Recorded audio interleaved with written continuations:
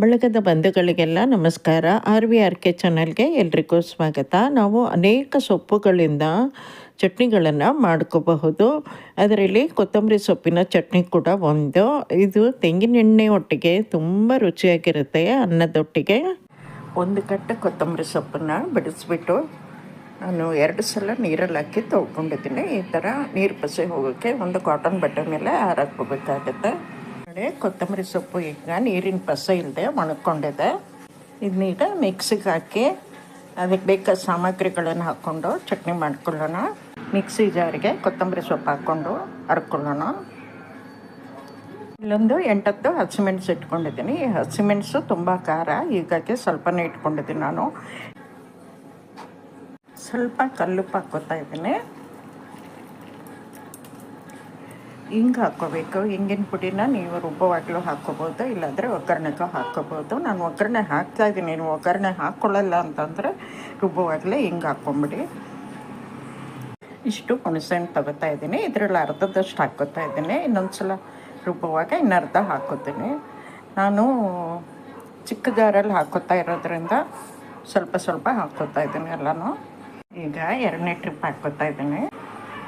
ಆಗಲಿಲ್ಲ ಅಷ್ಟು ಅಂದರೆ ಸ್ವಲ್ಪ ವಿನೆಗರ್ ಬೇಕಾದ್ರೆ ಹಾಕ್ಕೋಬೋದು, ಇಲ್ಲ ಹುಣಸೆಹಣ್ಣು ಬದಲಿಗೆ ನಿಂಬೆ ರಸನೂ ಹಾಕ್ಕೋಬೋದು ನೀವು.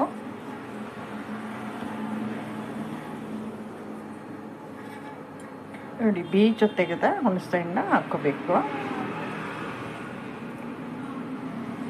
ಮತ್ತು ಸ್ವಲ್ಪ ಉಪ್ಪು ಹಾಕ್ಕೋತಾ ಇದ್ದೀನಿ. 2 ಸ್ಪೂನು ಜೀರಿಗೆ ಹಾಕ್ಕೋತಾ ಇದ್ದೀನಿ. ನೋಡಿ, ಇದು 3ನೇ ಟ್ರಿಪ್ ಹಾಕ್ಕೋತಾ ಇದ್ದೀನಿ ನಾನು. ಒಂದು ಸಣ್ಣ ಸ್ಪೂನಷ್ಟು ಅರಿಶಿನ ಹಾಕ್ಕೊಂಡಿದ್ದೀನಿ. ಹಾಕ್ಕೊಂಡಾಗಿದೆ. ಈಗ ಒಂದು ಬೌಲ್ಗೆ ತೆಕ್ಕೊಳ್ಳೋಣ ಚಟ್ನಿನ. ಬಾಣಲೆಗೆ ಒಂದು 2-3 ಸ್ಪೂನಷ್ಟು ಎಣ್ಣೆ ಹಾಕ್ಕೊಳ್ಳಿ. ನಾನು ತೆಂಗಿನೆಣ್ಣೆ ಹಾಕ್ಕೊಂಡಿದ್ದೀನಿ. ಎಣ್ಣೆ ಸ್ವಲ್ಪ ಕಾಯಲಿ, ಆಮೇಲೆ ಒಗ್ಗರಣೆ ಹಾಕ್ಕೊಳ್ಳೋಣ. 1/2 ಸ್ಪೂನಷ್ಟು ಸಾಸಿವೆ, 2 ಒಣಮೆಣಸು, ಒಂದು ಸಣ್ಣ ಸ್ಪೂನಲ್ಲಿ 1/2 ಸ್ಪೂನಷ್ಟು ಹಿಂಗೆ ಹಾಕ್ಕೊಳ್ಳಿ. ಒಗ್ಗರಣೆ ಕಾದಿದೆ, ಚಟ್ನಿಗೆ ಹಾಕ್ಕೊಳ್ಳೋಣ.